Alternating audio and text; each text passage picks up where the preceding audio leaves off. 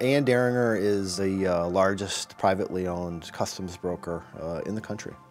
We've been operating out of St. Albans ever since we started back in 1919. We're almost a 100-year-old Vermont family business. We really focus on helping companies get their products into the United States and really dealing with everything from transportation to customs regulation to distribution and helping customers get their products into the country and to their ultimate consumer. Deringer has been a partner with many companies in Canada, specifically Quebec, for many, many generations. And we have that opportunity because we're so close to the Canadian border. Mr. Deringer started in this business. He was originally a hay and grain dealer. And he was selling hay and grain, Canadian hay and grain, to the Allies in France during the First World War. And at that time, Montreal was the largest hay and grain port in the world.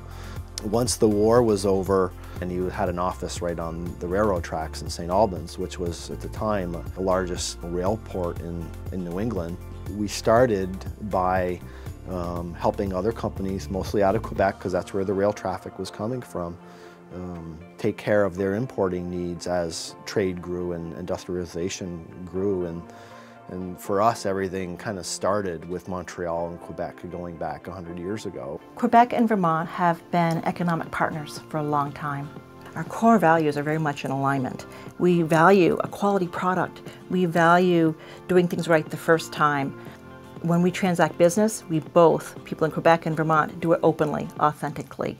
We're here to establish relationships that are long-term and enduring.